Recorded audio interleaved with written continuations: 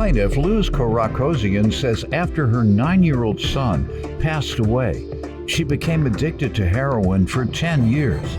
Luz claims she's been clean for 30 years, but she's suing her friend for an unpaid loan. Defendant Carolyn Oliver says she too had a hard life and self-medicated to get by, but she's now on the straight and narrow. Carolyn denies owing Luz for anything. All rise. This court is now in session. The Honorable Judge Greg Mathis presiding. You may now be seated. Start with you. First of all, Your Honor, my son died before his 10th birthday. I was introduced to heroin by my sister, and I was in there for a while. But I've been clean out of heroin for 30 years. Oh, beautiful. And some. I might don't have the jugular veins that everybody have, but I can breathe by the grace of God. How long were you on heroin? 10 years. Okay. And that was after you lost your son? That was... Traumatized by that, no doubt. And so that's what you sought to self-medicate, as they call it? Yes. Yeah, and that's a lot of trauma to deal with. And how did After your son that, pass? it was other addictions. You know, it wasn't just that. It was, then there came the cocaine. I don't have the middle of my nose because I snort cocaine that much in Miami. Mm-hmm. Okay, I don't have the capacity of everybody's lungs, but my Lord Jesus has cleared me from every disease. I was not supposed to be here 6 years ago. They gave me 2 years to live. What type? Well, I don't need to know. Hepatitis C, because everything I was self-medicating, Yeah, sure. and I thought it was the drugs, and it turned out to be it wasn't. It was the self-medication over the counters. Correct. On top of everything. And they gave me 2 years to live. And I wanted to make a mark in my life. And I got married with a Lebanese man. That's where my name comes from. And I was reborn into a new life. Here I am. You know, I lost my kid, and after I lost my kid, I lost my other 2 kids to the world. Okay. And I lived that to them. In the meantime, I raised 13 after that. 13 children. Whose children were they? The world. Okay. Good. And I stopped that and went to make a research center for Hispanics in Columbus, Georgia. But because of my past, the system would not allow me. Who? The system would not allow me. How so? Give me an example. An example, I got out of the program, 12-step. I'm excited. Ooh, I'm going to make it happen. And I went to work in the tax office, and the lady knew more about the law than I did. And she told me, oh, you got to be a public notary. Let's do it. I'm a convicted felon. They didn't say that part. And they gave me a stamp. How many times have you been convicted? More than once or twice? Yes, sir. Okay. Because I was going to talk about the expungement, but in most states, they won't expunge more than I'm already one, being sponged. sometimes 2. I pray to God that through this, some other people don't have to deal with the walls I have to deal with. Okay. All those walls are coming down, Judge Mathis. I'm seeing it happening. You know, the 12-step are really working. The kids are being able to speak about mental health and being able to speak. It's amazing. I came off 37 pills. I attempted for my life. I was tied up in a bed for 2 weeks. I was not supposed to be here. My grandmother was praying when I came back. And the doctor told her, don't attach yourself because we don't know what's coming back. She will not remember who she is. But I am Luz Migdalia to testify the 12-step program works if you work it. Thank you. Thank you. And you're saying exactly what I say every time. Either a recovering addict, I reinforce and let them tell the people, or a drug addict, or someone who had gotten treatment 30, 60, 90 days, 6 months, that after that treatment, the number one way to stay clean is NA.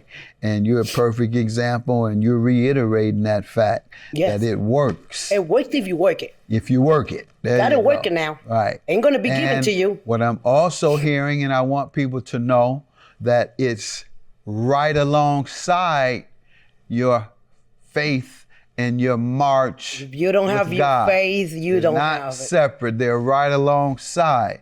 So even if you are a reformed Christian or person of faith, whether it's Islam, Judaism, Christianity, Buddhism, whatever the case, even if you are reformed and you think that that is strength enough, the fact that you feel protected and strengthened by your faith, you still need that NA.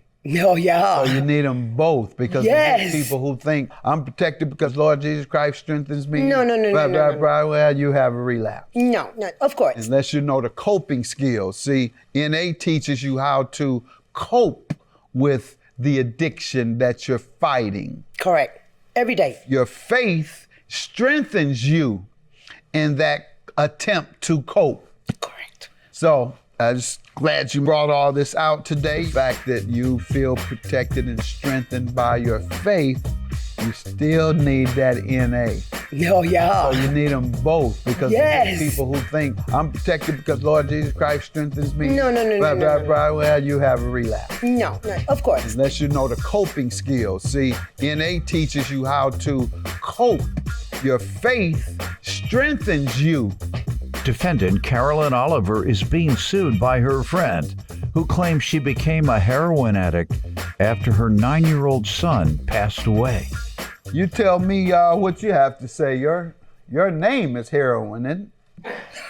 Terribly. Isn't that what you say your name is? No, my name's Carolyn. Oh, Carolyn! Oh, okay. I thought you had used so much heroin they changed your name to it. Oh, All right, I'm sorry, man. I don't be. I've never done heroin now. I've smoked weed back in the day, but I never done heroin. Okay, good. All right. And give me some background on yourself. Well, I had a hard life as well growing up and self-medicated myself. Basically, everything that she... Did you have any tragedies, or it was started out as recreational? No, I had things that happened in my life. Tragedy, and you Yes. tried to address it. What Yeah. they call folks self-medicating. When people go to drugs, they try and block out the things that the tragedies Exactly. in their life.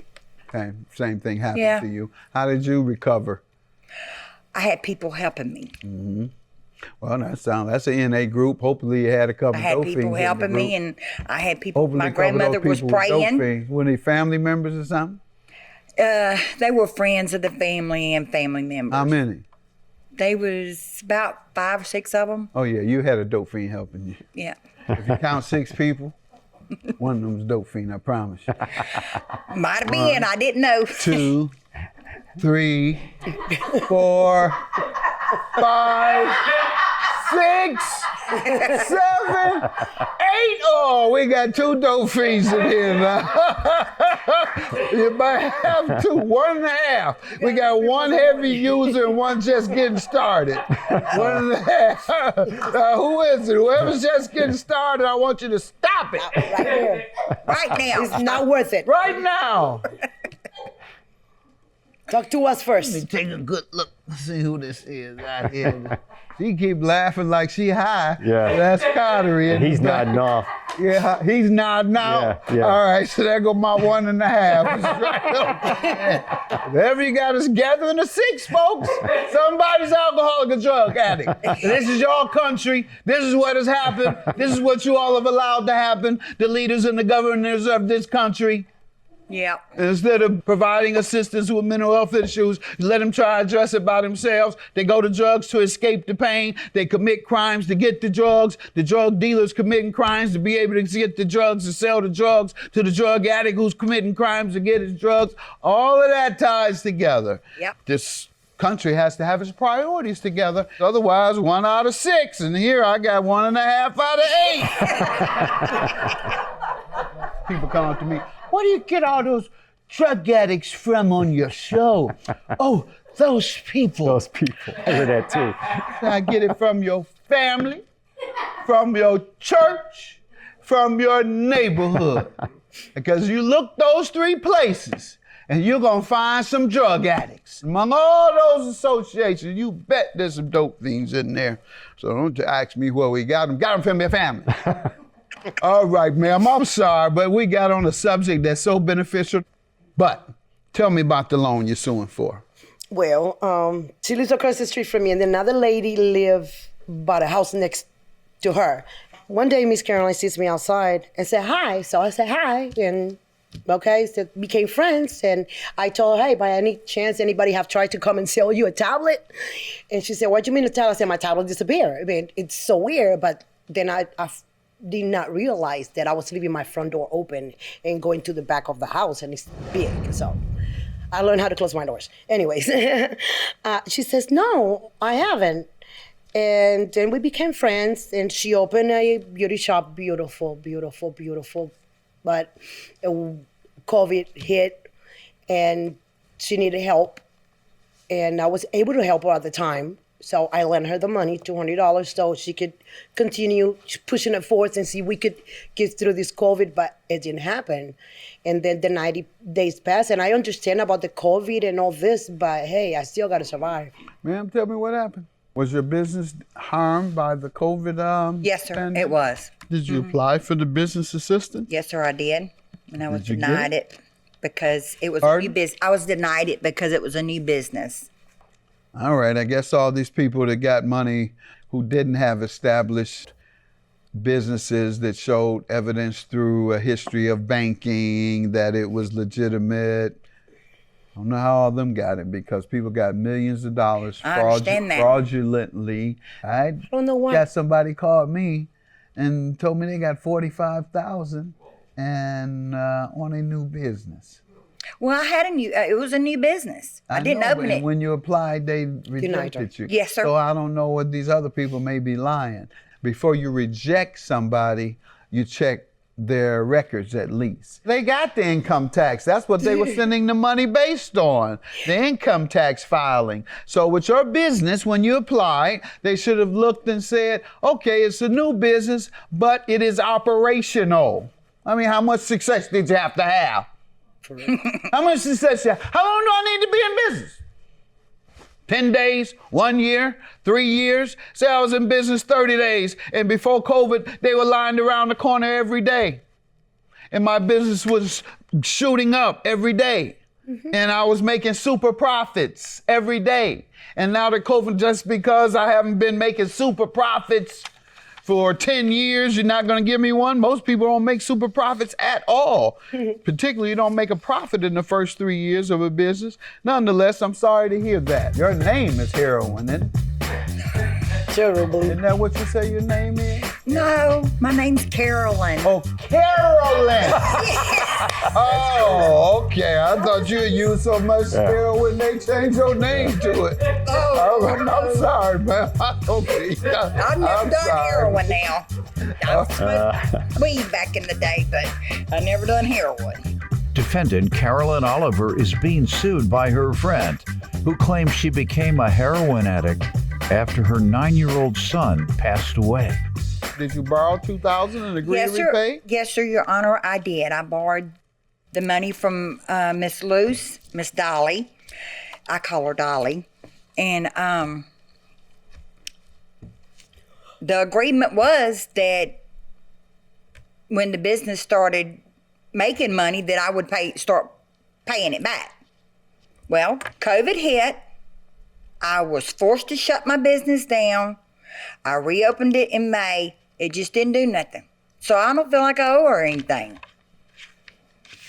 If it had done well, what would she have gotten? She would have gotten her money back. And that's it? Yeah. So the connection between performance of a business and repayment of monies put into the business is called an investment, not a loan.